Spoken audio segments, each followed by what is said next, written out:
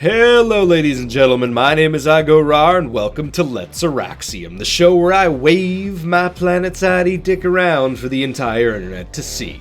And today we're going to be taking a look at the Darkstar, the directive reward butt plug available to the Vanu Sovereignty. That's right, you saw it here first, Rawr's slow transition away from a PlanetSide 2 channel to an adult toy review channel. Make sure to tune in next week where our special guest Giffidity will be showing us his nearly complete collection of the Bad Dragon toys. Back to the video, I'm going to be going over some Kegel exercises to help everyone tighten up that gooch, and in about 9 seconds, I'm going to do Connery a favor. There's a lot to talk about, so let's take a look at the stats. But first, this. Oh. Yep.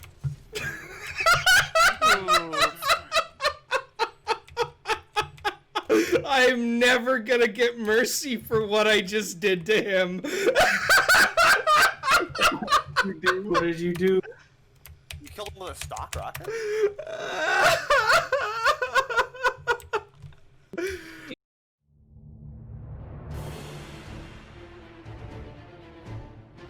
Starting off with a rate of fire of 698 rounds per minute and 143 damage up to 10 meters, dropping off to 112 damage at 80 meters with a velocity of 615 meters per second. Based on the default Pulsar VS1, the Darkstar matches many of its stats from fire rate, damage, velocity, built-in lubrication dispenser, all the essentials are there.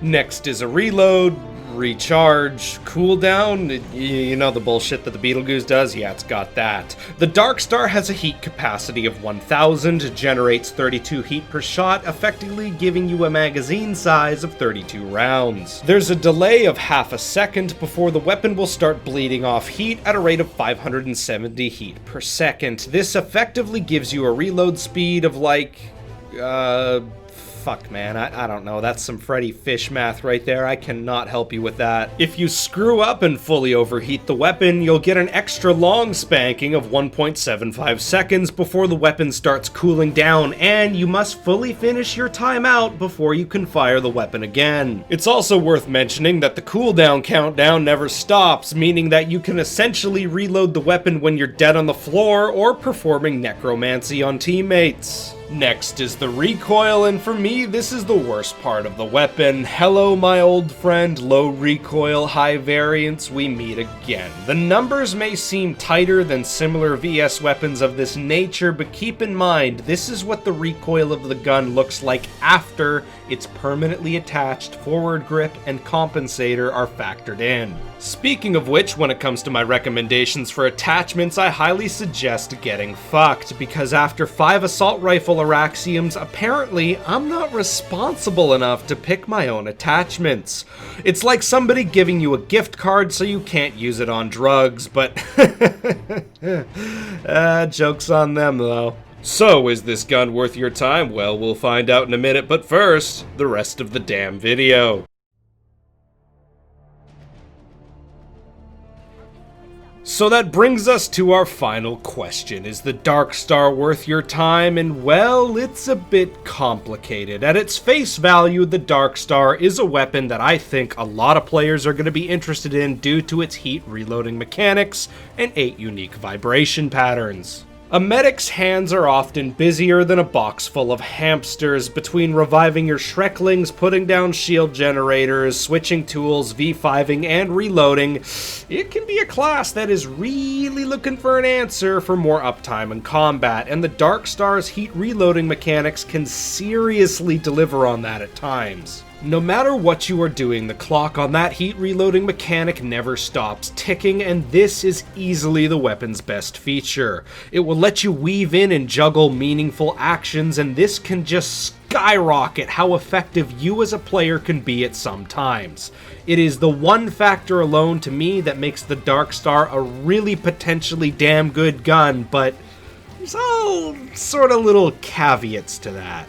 Just like the face reveal video that I planned and scrapped, the Darkstar's heat reloading is gonna draw you in, and then you get it and realize everything else about it is a real turnoff. The hey now you're an all-star of the Darkstar is without a doubt the heat reloading, but if you can't manage to play off of or even find the opportunity to keep the tempo of shoot, swap, assist, repeat, well, then it's not so great. In fact, I would go as far as saying every second that you're not achieving that flow or tempo, all you're doing is just kind of shooting a subpar Pulsar VS1, and this is where the attachment setup for the Darkstar really starts to hinder it. Just like my filming for next week's video with Gifidity has taught me, if somebody tells you one size fits all, they're full of shit. The compensator forward grip combo is something that is shared by all three directive reward assault rifles, and in the case of the Darkstar, well,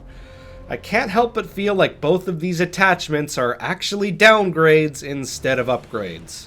The forward grip is certainly the most debatable part of that statement, and as I said before, the low recoil, high variance issue is definitely improved by the grip, but it doesn't make the big difference that I would want it to make in the face of the detriments it brings along with it. A forward grip increases your weapon equip time by 25%, and on a weapon where quick swapping between tools is a major strength, this is seriously counterintuitive.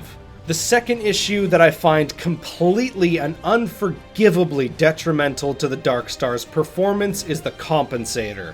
Seriously, this gun needs a Jewish rabbi, not to bless it or anything, no, the damn thing needs a circumcision. And I hope it's true what they say about working for tips, because I want to see this thing gone. The compensator on this weapon feels gross, is unnecessary, and extremely detrimental to the Darkstar's performance. The low recoil, high variance horse that I like to beat on when complaining about a lot of Vanu weapons is in no way helped by the compensator. The vertical recoil has no variance and is just overall low per shot. Reducing this recoil value by 25% offers nothing beneficial to the weapon's consistency and overall controllability. It does, however, accomplish making your hip fire 25% less accurate, which is just...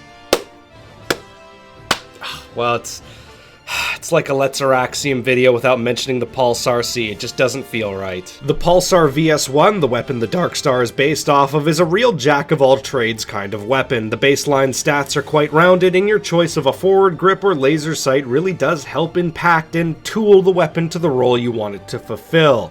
With the Darkstar's forced attachments, however, though, it creates an unsynergetic mess. The grip can help your aim, but the increased equip times really do mess with the whole plan of weapon swapping. The compensator is totally useless on this gun, and I only feel the negative impacts it has. It is much faster to swap and spray a weapon than it is to swap and aim it, and both attachments give that plan a big ol' middle finger. Despite all of these shortcomings though, I still think the Darkstar is a decent weapon. Not really sure if the grind is worth it, but as a standalone gun it can still hold its own. Its raw fighting potential is not quite as high as many of the other big boy assault rifles out there, but what it lacks in raw fighting strength, it tries really damn hard to make up for in utility. The swapping potential is where the real power of this weapon lies, and if you don't manage to find the flow and tempo of it though, well, it just kinda feels like you're shooting a worse Pulsar VS1. So for anyone out there hoping to get their hands on this gun, my little piece of advice is this. First of all, HV45, Terminus, NS11A, Lacerda, and CME would be my 5 picks if I had to grind this weapon out again.